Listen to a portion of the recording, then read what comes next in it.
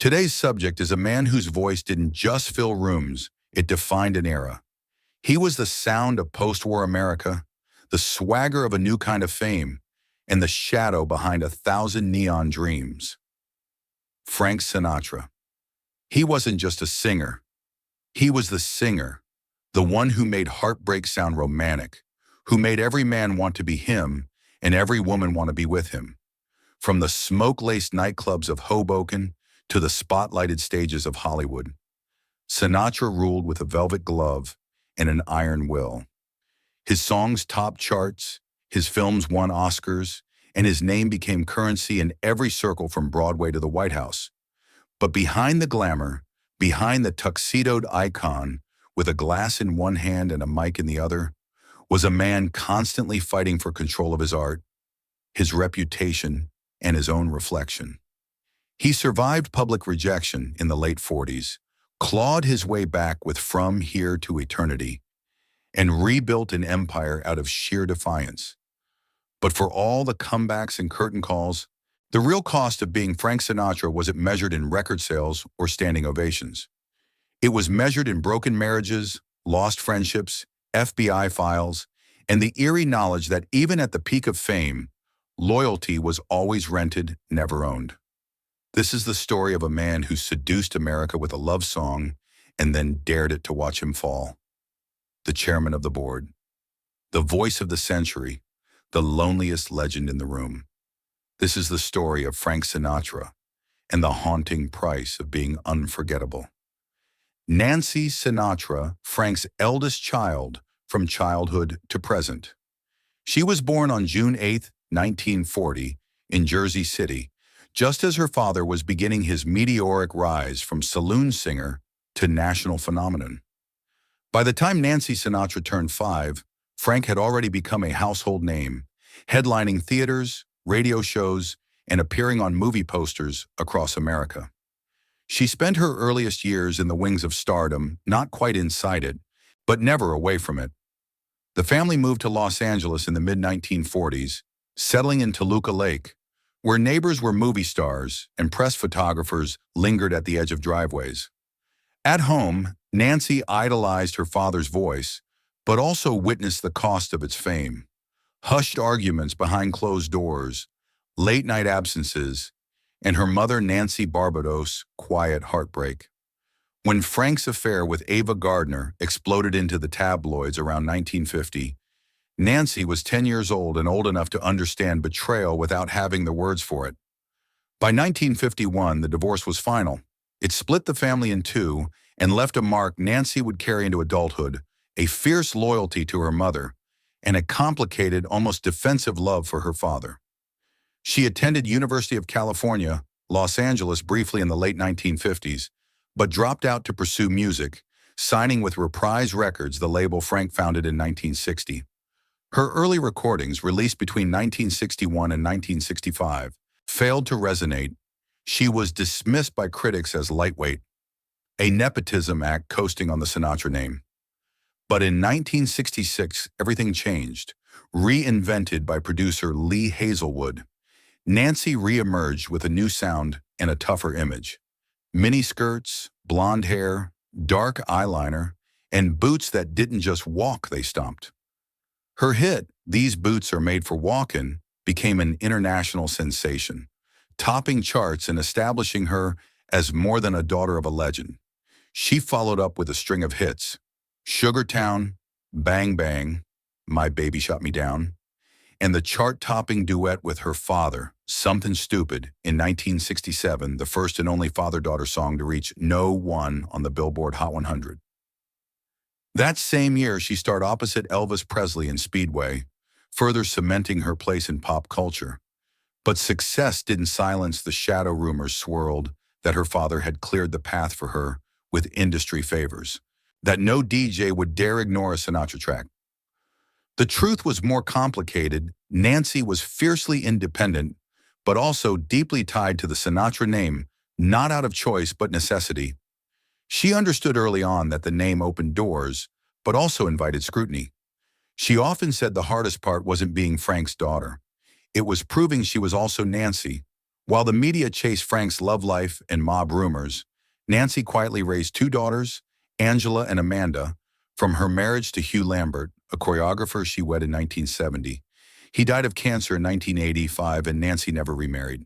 She devoted herself to family and music, sporadically releasing albums through the 70s and 80s, but mostly stepping away from the spotlight. In the 1990s, as nostalgia for the Rat Pack era surged, Nancy resurfaced not as a performer, but as a steward of the Sinatra legacy. She worked behind the scenes on tribute concerts, oversaw re-releases, and defended her father's memory with both pride and steel.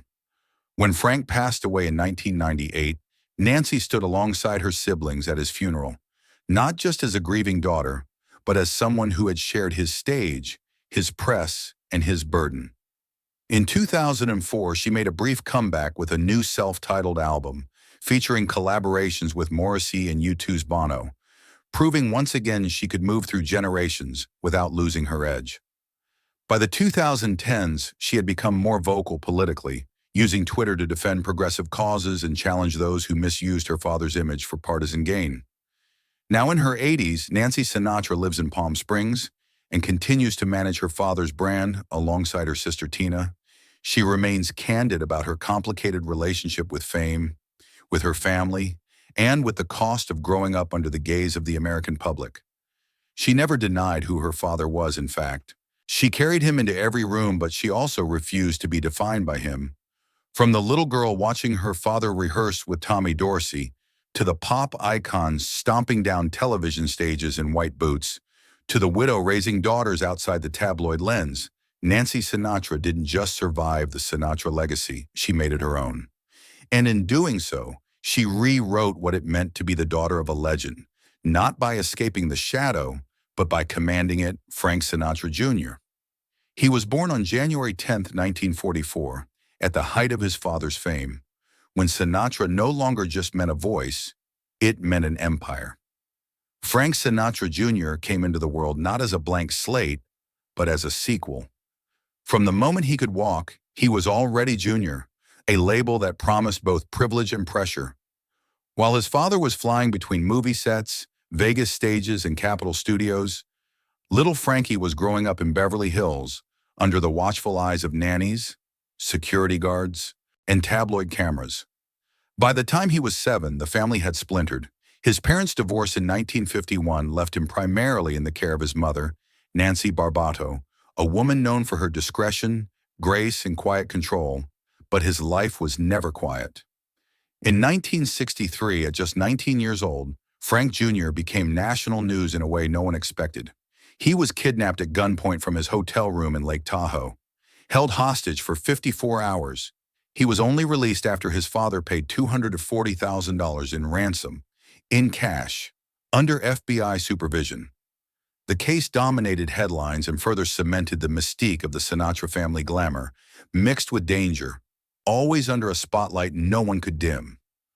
Unlike his sister Nancy, who embraced rebellion and counterculture pop, Frank Jr. pursued music with a kind of reverence, almost like he was upholding a sacred trust. He studied classical composition, learned piano and conducting, and by the mid-1960s began performing with big bands, dressed in tuxedos, singing standards his father had already made. Immortal critics were skeptical, audiences were polite, but he was never his father, and he knew it. The voice was similar, the phrasing elegant, but the charisma, that intangible Sinatra fire, was harder to replicate. Still, he pressed on.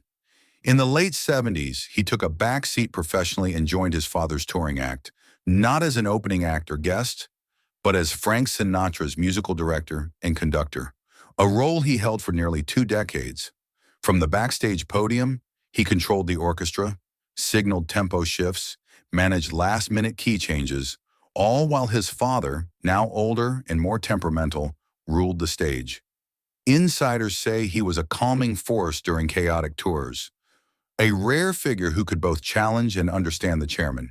He was the keeper of time, one musician said, not just musically, but emotionally. Behind the curtain, Frank Jr. was also the buffer intercepting gossip. shielding his father from unnecessary drama and managing egos in a world of legends and ghosts. But that loyalty came with a price.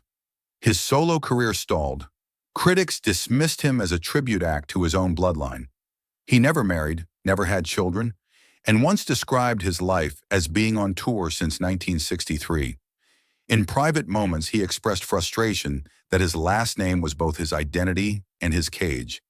He once joked that his tombstone should read, "He did it his way, but I had to do it Dad's way." Yet there was never bitterness, only a quiet resignation. When his father died in 1998, Frank Jr. was 54, finally free, and yet strangely adrift. He continued performing Sinatra's music into the 2000s, releasing tribute albums and touring small theaters across the country. His act wasn't nostalgia, it was preservation. He saw himself as a historian with a microphone, walking audiences through the lost rituals of American music. Song by song, he spoke with pride, but also caution, about his father's legacy, never revealing too much, never betraying the myth. In March 2016, while on tour in Florida, Frank Sinatra Jr. died of a heart attack at age 72. There were no dramatic headlines this time, only soft tributes from those who remembered the quiet son of the world's loudest legend. He died as he had lived on the road, surrounded by sheet music and old standards, still conducting the past one beat at a time. In the end, Frank Jr. didn't rewrite the Sinatra name. He didn't need to. He carried it with discipline, with loyalty, and with a kind of tragic dignity only the children of giants understand. He was the son of the century's greatest voice, and though the world rarely listened to his the same way, he never stopped singing Tina Sinatra, youngest child. She was born on June 20th, 1948, the youngest of the three Sinatra children, and the one least drawn to the stage but most trusted with the legacy. Tina Sinatra arrived into a world already warped by fame by the time she was old enough to form memories. Her father was no longer just a singer or an actor, he was a myth. While Nancy found freedom in pop rebellion and Frank Jr. tried to inherit the musical throne, Tina stayed in the background, studying her family like a quiet archivist. Growing up in Beverly Hills during the early 1950s, she watched her mother hold the house together with poise, even as the tabloids gleefully documented her father's affairs, breakdowns, and late-night calls with mob-connected friends.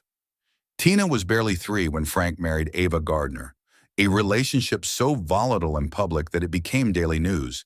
But unlike her siblings, who absorbed the chaos in ways that drew them toward performance, Tina recoiled. She once described her childhood as watching history being made from the kitchen doorway. She was a daughter born into the third act of a marriage that had already ended in spirit, if not in law. Tina briefly studied acting in her 20s, landing small roles in television shows during the late 1960s. But her heart was in it. Hollywood didn't intimidate her, it bored her. What fascinated her more was structure, how deals were made, how narratives were protected, how power flowed behind the scenes. By the 1970s, she quietly exited the screen and re-emerged behind it, working as a television producer. In 1992, she executive produced Sinatra, the 4-hour miniseries starring Philip Kasnoff as her father, which aired on CBS. The project was personal, not just a tribute, but a line in the sand. Tina oversaw every scene, every line, every casting decision with surgical precision, determined to correct the distortions and half-truths that had plagued her father's image for decades. She understood the press better than anyone else in the family, how it could romanticize a monster or bury a moment. Through producing, she fought back. But the biggest blow came after her father's death in 1998. With Frank gone, the vultures circled biographers, distant relatives, Hollywood opportunists, all trying to redefine the man for their own profit. It was Tina who stepped forward, not with drama, but with documentation. In 2000, she published her memoir, My Father's Daughter, a deeply personal, restrained, and often heartbreaking account of growing up Sinatra. It was neither scandalous nor soft, it was surgical. She spoke of his charm, his cruelty, his disappearances, and his deep, unpredictable tenderness. Unlike Nancy, who defended their father with fire, or Frank Jr., who embodied him with discipline, Tina dissected him. She wrote not to praise or condemn, but to preserve. She detailed his friendships with the mob, his obsession with JFK, and the silent years after the Rat Pack faded. Most hauntingly, she described the final days, Frank's fear of death, his refusal to slow down, and her role as caregiver when the show finally ended. Since then, Tina has served as the central guardian of the Sinatra estate. Every licensing deal, every reissue, every documentary bears her fingerprints. She has rejected dozens of project scripts that glorified violence, downplayed infidelity, or fictionalized mob ties not out of denial, but precision. The truth, she once said, is compelling enough. Now in her 70s, Tina rarely appears in public, but remains active behind the scenes. She lives quietly in Los Angeles, far from red carpets and flashbulbs, surrounded by archives, legal documents, and decades of memories she's still organizing. She never married, she never had children. Her life has been one long act of curation, not for herself, but for a man the world thinks it knows. She is the Sinatra who never tried to sing, never sought applause, and never stepped into the spotlight willingly. But she is also the reason the Sinatra name still carries weight, not just because of what he did, but because of how she's chosen to remember it. Tina was born into a legend, but unlike her siblings, she didn't try to survive it. She shaped it quietly, completely. And in the end, that may be the most powerful inheritance of all three children. One carried the voice forward, one carried the rhythm behind it, and one carried the legacy no one saw coming. Nancy stepped into the spotlight and made it hers. Frank Jr. stood behind the stage and kept the music alive, while Tina stayed in the shadows, protecting the story long after the curtain fell. Each lived a different version of what it meant to be a Sinatra, not just by blood, but by burden. Their father gave the world unforgettable songs. They gave him something quieter, memory, protection, and the truth he never had time to tell. If you found this story meaningful and want more deep dives into the hidden lives behind America's most iconic families, subscribe to Hidden Heirs. Your support helps bring the forgotten side of fame to light. Thanks for listening.